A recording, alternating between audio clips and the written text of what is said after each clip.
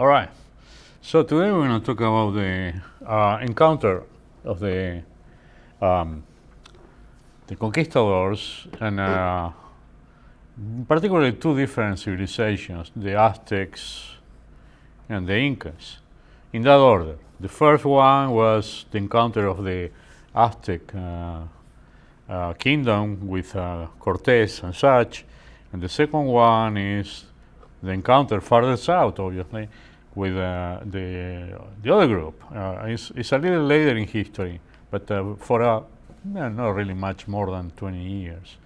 So you're going to see that as a very dramatic encounter and a very sensitive encounter even today, because when we talk about history in the focus of revisionist we're going through right now, seems to be that the good guys are not really the good guys that we thought, neither the bad guys are the way they thought. But in fact, it's a very interesting history, and we're going to go over trying to be impartial about it.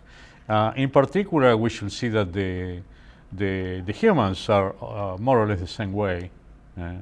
Everyone was trying to find out new lands and gold and silver and make themselves rich rather quickly.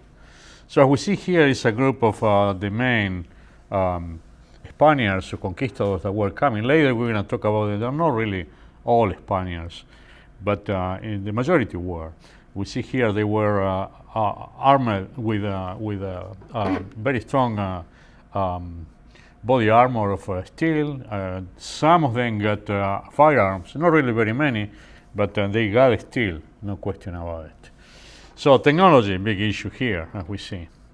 Now, talking about the two main empires in the New World, we see here by the time the conquistadors arrived after Columbus arrived in Hispaniola, 1500s or close to it, in 1942, we see there were only two major empires. In the north, we see in Mesoamerica the Aztec Empire taking over what used to be the Toltec Empire, but it was a large one. And the second one, farther south, in South America, we see one of the largest empires ever, really, the Inca Empire. Right? So these two things are what we're going to emphasize today.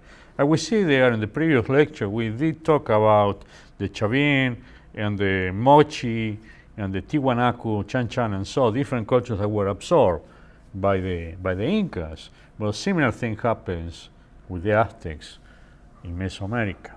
Mayans were already fade out of the picture in the way they used to be during the classic period. They already start to disappear. Got some relation with the Aztecs, but it wasn't really what they used to be. So that's originally the chronology where we are. Again, this is something we saw in the previous picture. The Aztec Empire really went all the way to this line that we can observe here. Essentially, all the central part of Mexico and part of the Central America here. The Mayans were loosely a connection of cities with different governments, but essentially sharing a culture. But we're going to emphasize in the Aztecs.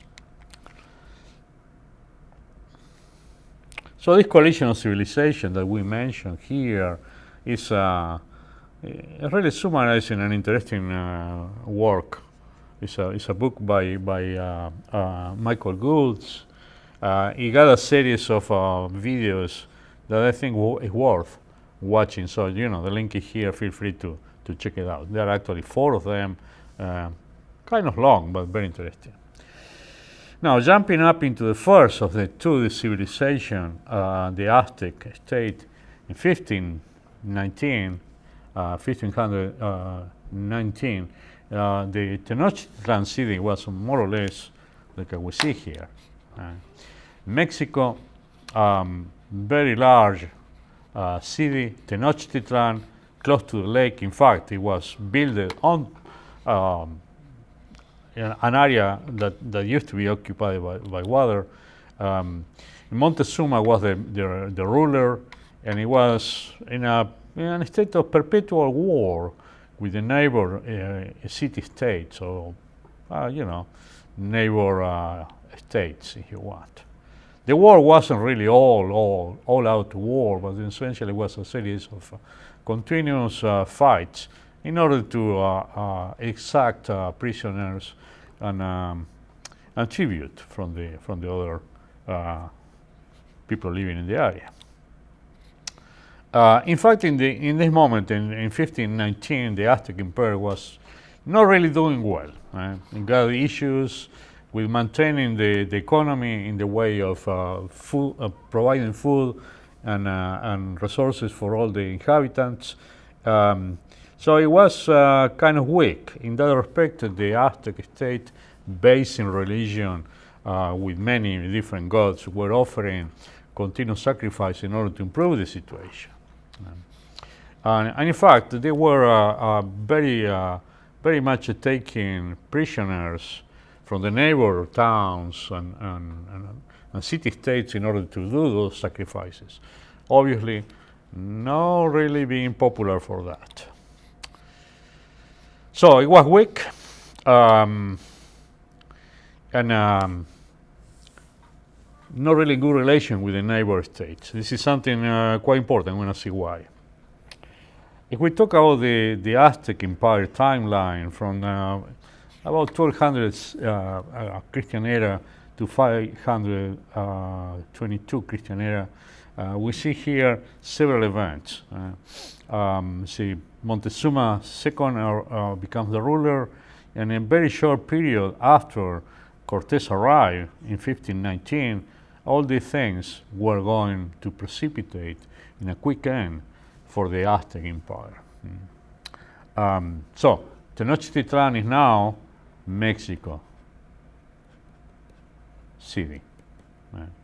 So Mexico is built on the ruins of what used to be Tenochtitlan. In fact, it's observed nowadays if you go and see the basement of the city. Now another personage that really played a big role here is Hernán Cortés. Hernán Cortés was a Spaniard born in a small nobility family in the central north part of Spain, Extremadura. He went to the university, so this is actually a different thing compared with the other conquistadors. He was well learned in all the different ways. So he got some studies until 14, and then he went to see his luck in the Dominican Republic in 1504. He was 19 years old. By 26, he was already part of the army with Velázquez in Cuba, and he conquered Cuba, and Velázquez was the governor of Cuba, and Cortés was an important member of his staff. So when Cortés was 34, he formed an expedition. It wasn't easy. He actually put a big part of his own fortune to arm the expedition with all the different foodstuffs and ships and everything. And he went to Mexico. You're going to see later against the orders of Velázquez. And 2 years later, he got a final fight in Mexico City, where he took over the city. The Emperor Cuauhtemoc was captured and finally died under the Spanish command. Later in 1528, Cortés went back to Spain and became an important member of the court with the title of Marqués del Valle of Oaxaca. And so he was successful and good, but not easy with that. You know, he wasn't really happy being a quiet man. He went to explore the Pacific coast of Mexico, and he did discover Baja California. But today the sea between Baja California and the continent is named after Cortés, as Sea of Cortés. And 3 years later, he went to try to locate the 7 cities of Cibola, a legendary myth where there were supposed to be cities with streets paved in gold. But in any case, he was denied to do that, and then in 1541, he went to fight against the pirates in Algiers, in Africa. And then back to the new war, fighting against the Mayans. But after a long, busy life, violent in a way, he died at 62 near Seville, December 2, 1547. So an interesting personage, really. Now talking about the first expedition to Mexico and how the Spaniards started to know about Mexico, we should remember Columbus arrived into Hispaniola first, and then Cuba was easily reached by a short distance through navigation between the two islands. And once Cuba was conquered and under the domain of Velázquez, some expedition were start going into Mexico, and finding out it wasn't really an island, because in the beginning Mexico was thought to be part of another island, like Cuba was. So the first expedition, the first ones in particular, were not really very successful. The first one we see here, the first contact happens in 1511, and Juan de Valdivia, that was going to Cuba because of a hurricane here, the ship where he was sunk, and the survivors arriving to this area here close to Cozumel, where they were captured by the Mayans. Some of them actually were ate by the natives, and one particular one called Aguilar and several others escaped. 2 of them, Guerrero and this Aguilar, later encountered Cortés. And as we're going to see later, Aguilar was very critical to going to conquest the Aztecs because he knew the language. The second one in here, Hernandez de Cordova, with 110 men in 4 ships, went into Catoche here from Santiago de Cuba here. He sailed around Cuba all the way to this place, and they were attached in Campeche, which is a little farther west, and it was really bad for them, wounded and evacuated, sailing back through Florida and back into Cuba. So they actually feed the fever for gold because they brought some with them, and the name was coming with them, Mexico. And then we have Grijalva expedition in 1519 went more or less in the same way and come over to the same place, Cozumel, all the way to Campeche, this area here, different places, and then back to Cuba. They didn't actually realize, they were actually the first one to realize this is not an island. Just by looking into the rivers and the distances, the place was properly called Mexico, according to what the natives told them. Now Cortés. Cortés was part of the government in Velázquez's office, and Velázquez decided to send an expedition to Mexico, Yucatan in particular, and he chose Cortés to be the commanding officer. Cortés prepared the whole thing using their own money, buying all the different weapons and different things necessary for a long-term expedition. He put together an army, got money from lenders, even sold his plantation, and then Velázquez decided that Cortés was becoming too important and larger, so he decided to relieve Cortés of his command. But Cortés' brother-in-law killed the messenger, and the orders would never arrive to Cortés, which was quite convenient for him. So Cortés left in a hurry. Now, talking about Cortés' expedition of the Spaniards and all this, it's interesting to mention that the expedition of Cortés was not really only a particular place of Spain representing there. We see so quite often happens a big number of them coming from the south of Spain, a place called Andalusia, 20% from Castilla la Vieja, 13% Extremadura, and so. And in fact, we see as a remarkable point 14% from other countries, from Europe, obviously. So the expedition included 11 ships. It's a very large expedition. You remember Columbus arrived with 3 only.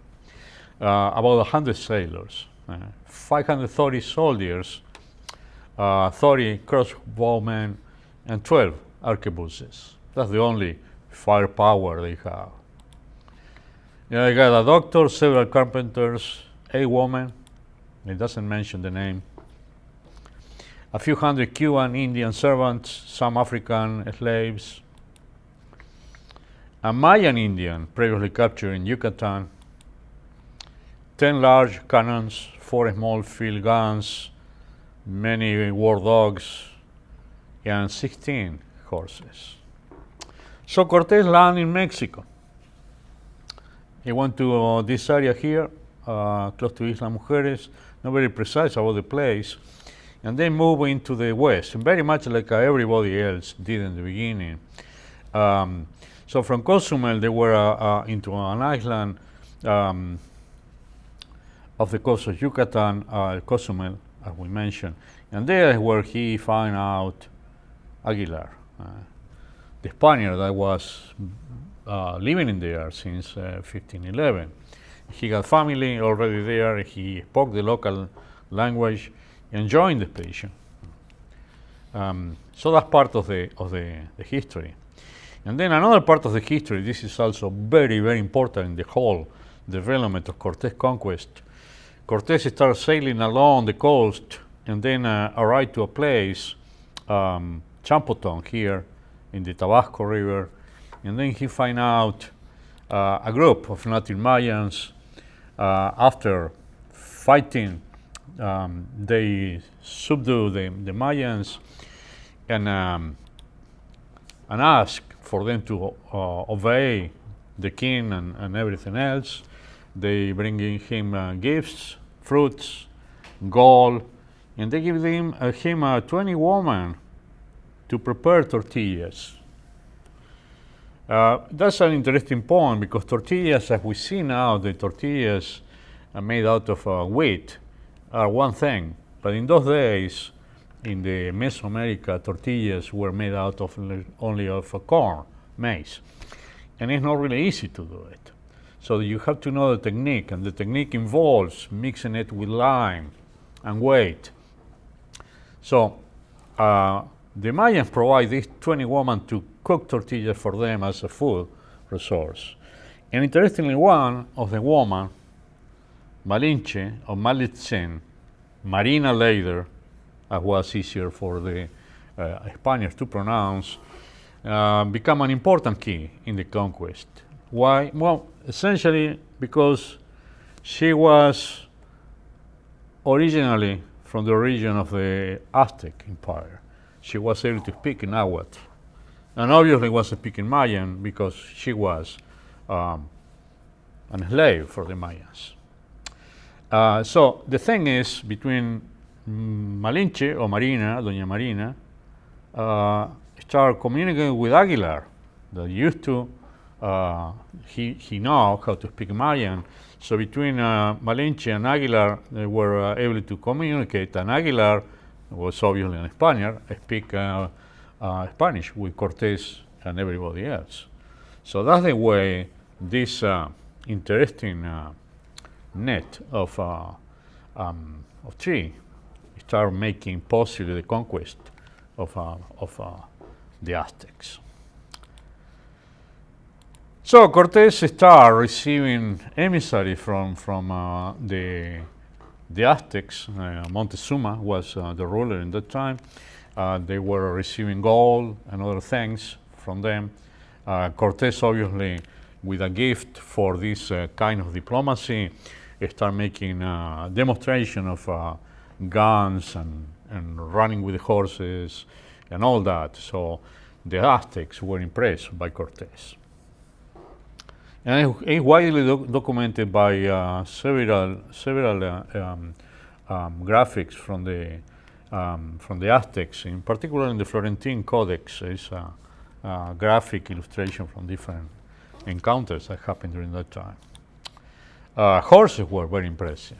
Native Americans didn't have any large mammal in a domestic state. So obviously they refer to them as a Masaitl deer. I'm not really conversant in Nahuatl, so apologize by my poor pronunciation. And Cortés was dealing not just with feeding the whole army, but also with people that were not really very happy about the lack of things that normally were available during those times. So Malinche, Doña Marina, acquired a good knowledge of Spanish. Cortés was able to interview the messengers and send messages to Montezuma, and eventually got a way to involve the natives in a very sophisticated diplomatic move. It wasn't easy, like many times happened during the conquest. We see in a moment in May in 1519, some decided to steal a ship and go back to Cuba. Cortés got them, executed those rebels, and disabled the ships. In fact, sink the ships into the bay, close by, not really sinking like to lose them, but actually it's an easy way to preserve the wood out of the problems that happen to be under the sun and such. So, but also it make it impossible for them to go back to Spain and take it out of their mind. So once those ships were no longer available, the temptation to go back vanished. So what they do? Well, they start marching towards big city of the Aztecs, Tenochtitlan. So they do. In September, they were going up towards Tenochtitlan, and in Tlaxcala, they did fight with 50,000 natives, 400 Spaniards only. Those defeated the 50,000 Tlaxcalans. Obviously, the weapons were better, and the terror that were the horses helped into that. As a tribute to Cortés, because that victory, Tlaxcala provided Cortés with warriors and food and all that, and it was reinforcing the march now. Now we have 10,000 more. This is a really important moment in diplomacy, because Cortés was able to fight, demonstrate they were superiors in the field, but also was able to turn the Tlaxcalans into allies, since they don't really like the Aztecs in that way. So it was an important diplomatic victory, not just a victory in the field. So in Cortés in October keep going, and now in Cholula, another place, it's another fight, and he is making new allies after that in the same way. After fighting, they in a position of being a winner, he concedes and trade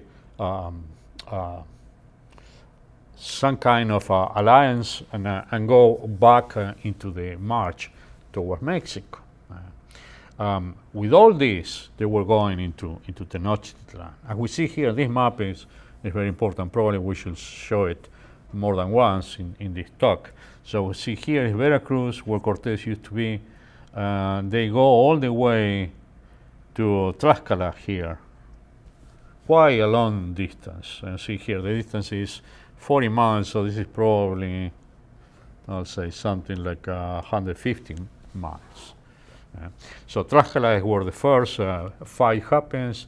Now, out of Tlaxcala, he got out with 10,000 more natives in his troops, and go to Cholula, where he's even fighting again and getting new allies. In that way, goes all the way to Tenochtitlan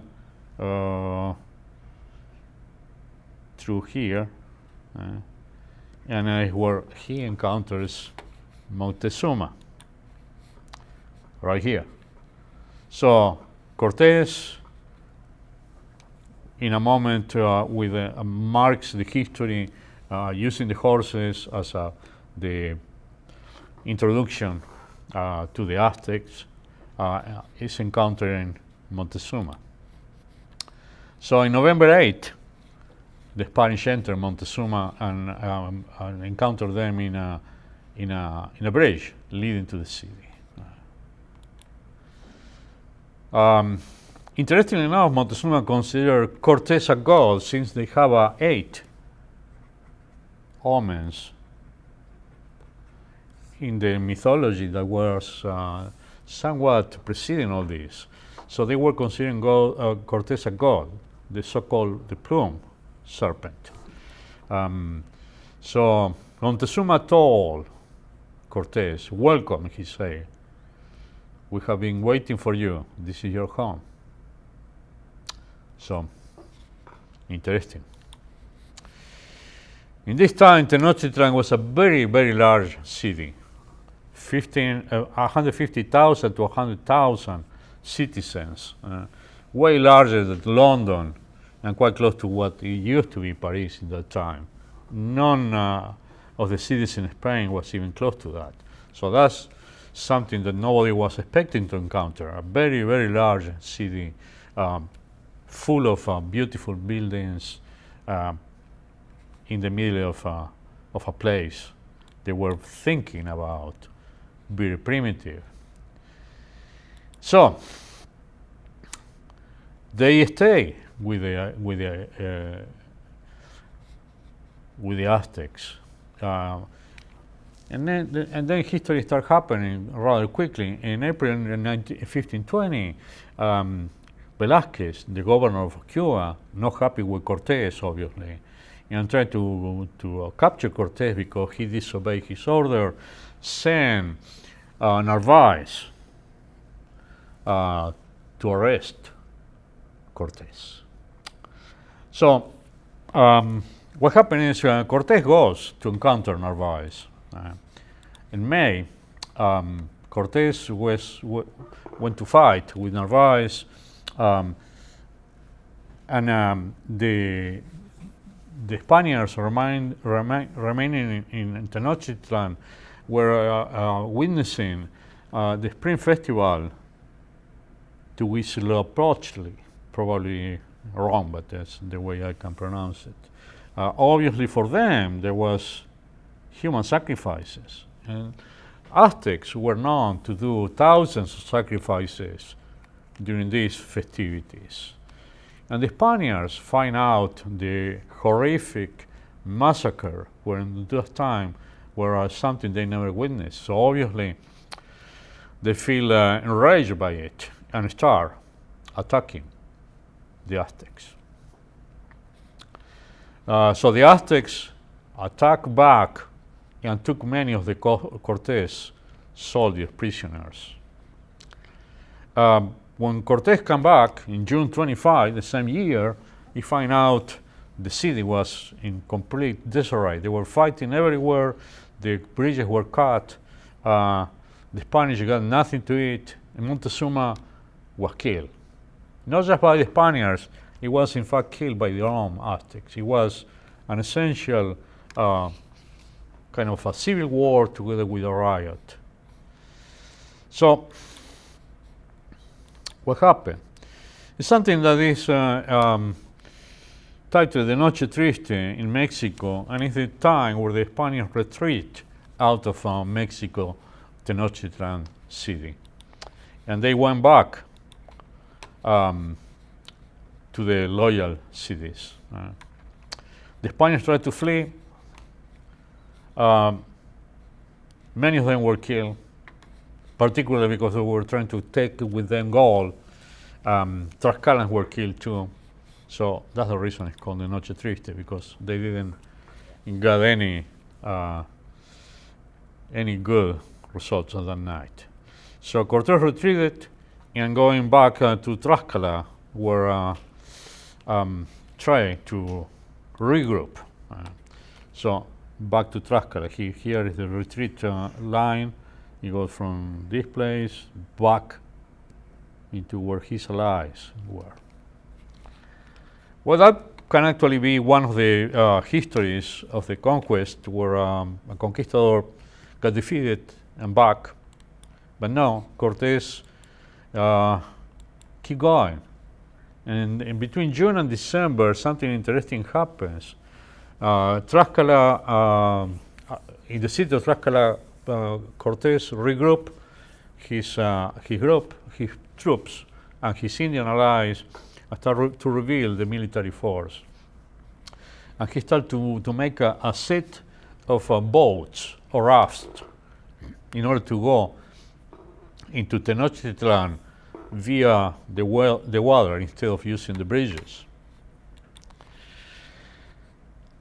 The Aztecs thought the Spaniards were gone for good, and they start they elect a new king called Cuauhtemoc. He was the son of Moctezuma uncle, was an experienced leader. But what happened, the Aztecs will start feeling the effects of a mysterious illness. In fact, they were having big infection with chicken pox and other things. So many people start dying and having an enormous number of affected by this the so-called pestilence. So the illustration here is rather graphic about how people die, and the Indians, the Aztecs, were getting weak by the day. So by Christmas, Cortés leads an army to take back Tenochtitlan, an army of 16,000, with boats, take it on land by people, obviously, in pieces. So they use about 8,000 different carriers, native carriers, to move the pieces and put it together back. So they start the siege of Tenochtitlan in May of the following year. By June, Cortés started the attack and from 3 directions, and in August, capture the Tenochtitlan. So it was a very, very large and bloody war. So Cortés became the Marquis of the Valley. We know that. Many other Spaniards come after Cortés into Mexico, starting a new society that is Mexico today, as we see. Interestingly enough, Cortés was trying to pacify Mexico in a good way. He was a learned man, tried to be the best he can, obviously, with the reason. He married with Doña Marina, got descended in Mexico, and many other Spaniards too. So you see Mexico today is a mix between Spaniards and natives in many ways, different in different regions, obviously. But one thing is interesting from this: if you go to Mexico, you won't find any name any place called after Cortés. The Sea of Cortés is really negated by the Mexicans. They don't like to use it. They prefer to use California Gulf in a way. So we're going to see later the contrast of Cortés that tried to be a just conquistador, which is probably an oxymoron in a way. There's not really welcome in Mexico. The name Cortés is not something people like to use it. In fact, Malinche, and Mexicans know this well, Malinche is a synonym of a trader. You know, somebody that is actually selling their own culture to the foreigners. But you know, we see Malinche wasn't really a Nahuatl. She was a Mayan, and she was not really well treated. We're going to a different place now. Pizarro. You see, Pizarro used to work here in Panama, and obviously knew about what happened with with Mexico, the success of Cortés, and how rich he became, and obviously, like everybody else, he was trying to do the same thing for himself. Now, in this time, as we see here, the Inca Empire, this is 1525 here, it was essentially including all the Andean section in South America. And even obviously, we don't really have much record, but the areas in the Precordillera here were also under the influence of the Incas. So, big empire. The Inca Manco Capac was really the founding Inca, making the whole thing in the beginning. So there were not really very many Incas actually, but Manco Capac was the first to do it. Pachacuti in 1438 started making the major conquest and annexating all the different places, Chan Chan, Chincha, all these different places, all the way to Quito was being annexed continuously. By 1471, Tupac Yupanqui, it has most of the northern Peru, Ecuador, Bolivia, part of Chile and Argentina too. By 1493, and this is 1 year after Columbus arriving into Hispaniola, Huayna Capac was the 11th Inca. So far, so good. Now, let's see Inca here. Again, the same thing we saw in the beginning. Now, talking about the Pizarro and the Inca gold, Pizarro was the opposite of Cortés. He was a really poor farmer. Didn't know how to write, didn't know how to read. It was from the same region, actually, Extremadura, a very, very difficult place to live, to make a living, actually. He was one of the four illegitimate half-brothers. All of them were coming with him into the conquest. So Pizarro did two campaigns. The first one, Pizarro came from Panama City here and went all the way to Tumbes, right here, and then went back.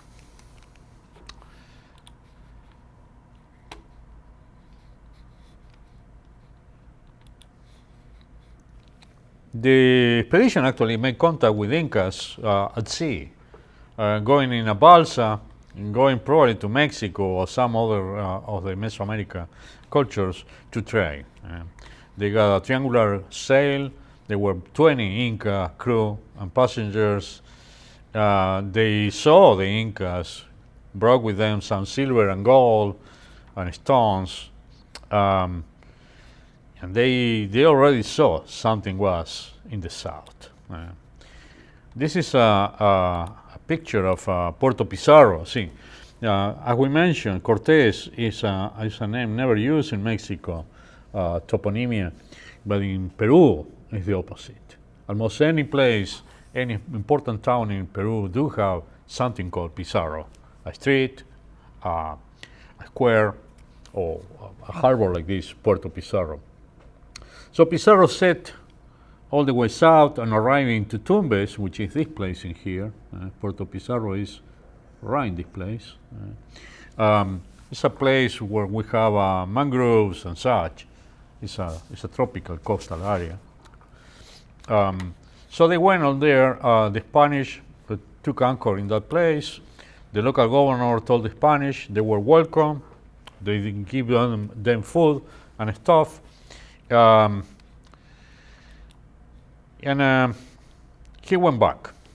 He talked with the governor. The governor mentioned the big Inca Huayna Capac, and Pizarro went back. But this is something quite important for later. In this encounter, the Spaniards, without knowing, were giving the Incas smallpox and other diseases. So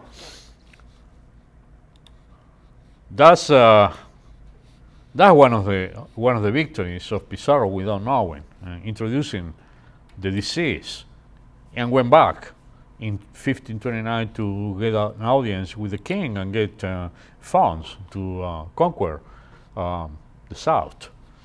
So Pizarro returned to Panama and went to Spain.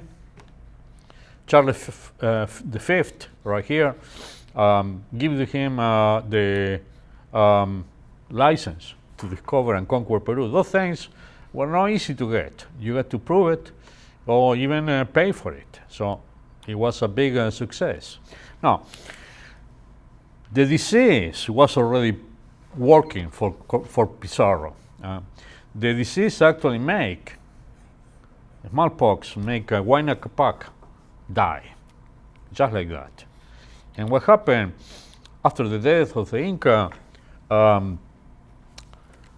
there was no successor name, and the two brothers that were trying to get themselves selected as an Inca start fighting. One say that the oldest son, Atahualpa, was to be Inca, and some others were talking about Huáscar as being the proper one. So here we see Atahualpa, and this is Huáscar. So, civil war, disease, not good for the Incas. So Huayna Capac died. It's a bloody civil war, and they fight for control. So Pizarro arrived, civil war, and then in the second time where Pizarro started the second phase of the conquest, got the civil war already fighting, the disease already working in his favor because the Spaniards were immune to this, obviously. So Pizarro returned to Tumbes, the original place where he spread the disease. It was in ruins, ransacked by civil war, and keep going, marching from Tumbes here all the way to this part in the south, and a very small place called Cajamarca.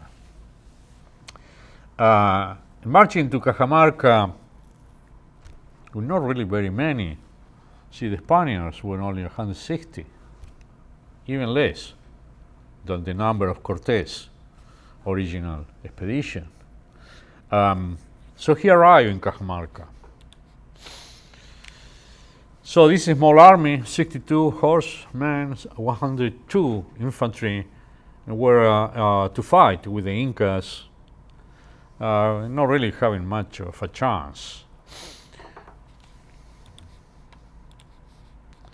And then we have diplomacy again. This is in November 1532, the Andean diplomacy. The Inca were receiving the Spaniards in the plaza or the square of the Cajamarca area, and the Inca offered the Spaniards a cup of chicha. The chicha is a very, very peculiar drink. is actually fermented maize, and the fermentation is rather unusual. They actually chew the corn and spit the corn into a recipient where that thing ferment for a few months, and that is where the alcohol develops and is consumed. So it's not really a tasty drink. And when they offer them this to the Spaniards in gold cups, they throw it away, and that was a big offense for the Incas. So, on top of that, one of the friars that was with Pizarro went to speak to the Inca at Atahualpa and tried to talk about the big king, about how God was coming with them and was present in his breviary, something like the book of prayers of the friar. And we give it to the Inca and say, this is the word of my God. And the Inca put it into his ear and say, he doesn't speak to me, and throw it away. And there's another offense in the other way down. So what happened in that moment is where they start fighting.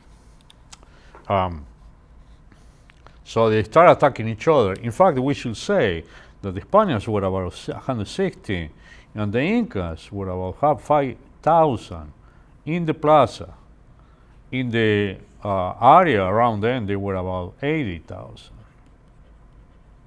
But no, we're not there. So what they happened, they start fighting, and the Spaniards were really, really good into this, using the steel weapons to kill very many, and they took the Inca captive. So the Spaniards captured Atahualpa, and that's it. Once they did that, the whole thing was done. After they captured Atahualpa in the winter of 1533, they got a prisoner king. Atahualpa now was under the power of the Spaniards, and the Incas. The population didn't know what to do, because for them Atahualpa was God itself.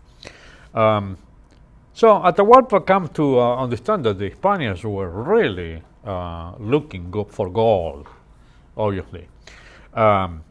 So he offered the Spaniards to pay a ransom for his freedom, and he said, "I'm gonna give you that full room up to this level," and he measured about 2 meters, 2.5 meters of height. Full of gold, and then twice that in silver. So obviously Pizarro agreed, and by the middle of 1533 this was already paid. In fact, the Spaniards took the gold and the silver and melted down to make it easier to move, because all the things were in different shapes, beautiful work in metal that be very valuable today, but in fact they were looking only for gold and silver itself. So the final product was 6 tons of gold, 12 tons of silver. Hernando Pizarro, one of the brothers, was sent back to Spain, taking the payment for the king, the royal fifth. The conquistadors also receive a share. So horsemen receive about 40 kilograms of gold, 81 kilograms of silver. Foot soldiers receive half of this. As an example here, we see some pieces of gold, a piece of silver, and it was a sale in Sotheby not too long ago, well, actually 22 years ago, and this lot, 63, according to this gold ornament, it was a value of 60,000 to $90,000. And the other one, this Chimu silver, was sold by 30 to 40,000. Now the ransom today valued, if we think about 6 tons of gold, with about 1,853 per ounce, we have a metric ton is about 32,150 ounces. So the value is about $357 million. Not really much if we think about it. As art pieces,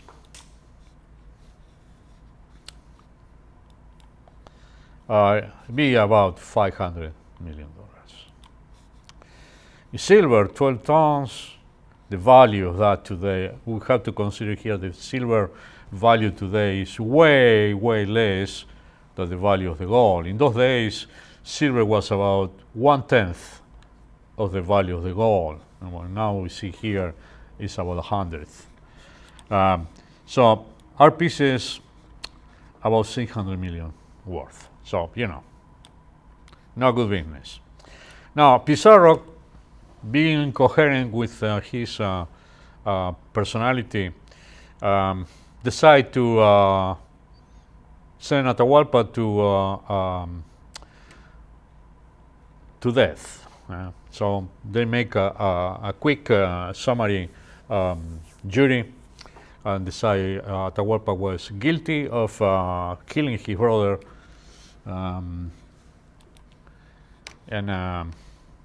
condemn him to die. In fact, it wasn't killed by, let's see, when we see the graphic in here, it's an idea that actually looks like they were actually decapitating him. No, it was killed using asphyxiation, using something called the garrote. Garrote bill, which is essentially a rope around the neck and between torsion, and that's, you can imagine.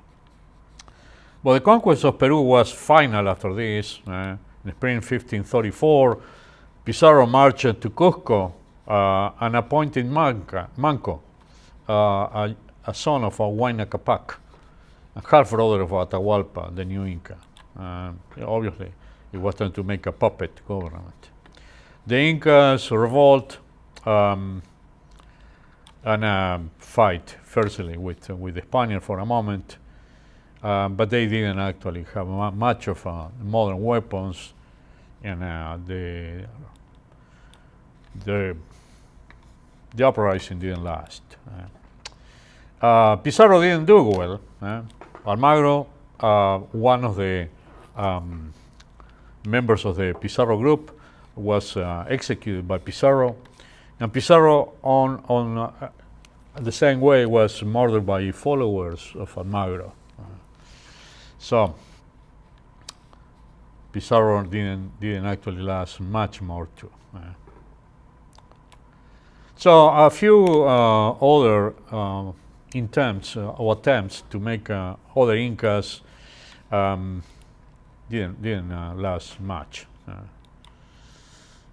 Tupac Amaru, the last Inca, he finally captured, and in this situation, Reyes is being decapitated or beheaded in that place, and that's it with the Incas. There are no more Incas after that. It's a famous revolt, Tupac Amaru too, but it wasn't an Inca. It was just a movement of freedom during that time, and the freedom finally came over as an independence in July 28, 1821, Declaration of Independence of Spain. For Peru in particular. Peru gains independence from Spain. In fact, here we should mention that Peru is part of what the Inca was, but also Bolivia and Ecuador. So, the end of the war for these kingdoms in Latin America, Europe happens to have it first. If we see here and talk about all these conquistadors coming over with all these extremely good weapons, you know, steel and firearms and horses. But the main weapon, without too much thinking about it, was essentially disease. Epidemics were the ones that really took over all the population. In fact, 1/10 of the Native American population died in a short time. So, but Europe happened to experience it first. The Black Death really took over a bigger percentage of humanity in the Americas and in Asia too. So it started in Asia and spread all over into India, Egypt, and then Europe. So it was one of the worst natural disasters. So after this, Europe or Europeans were much more ready to resist sickness. But anyway. So Native Americans didn't have immunity to all these sickness. All you can think and more. So the population suffers greatly.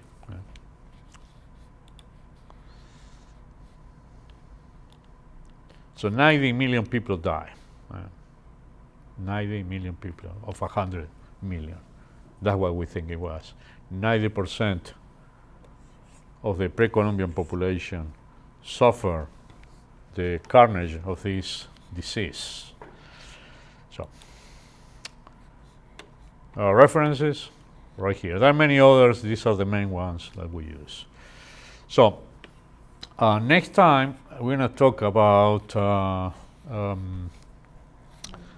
the lecture number 7, and we'll talk about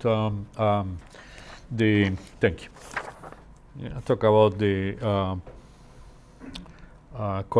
colonial silver, how after all this collapse of civilizations, you're going to see how the conquistadors took over into producing that richness, making Spain one of the richest places in the world for a long time. About 400 years, Spain enjoyed all this abundance of silver in particular. So that is lecture number 7, colonial silver, and that's what we're going to do next time. All right, thank you very much.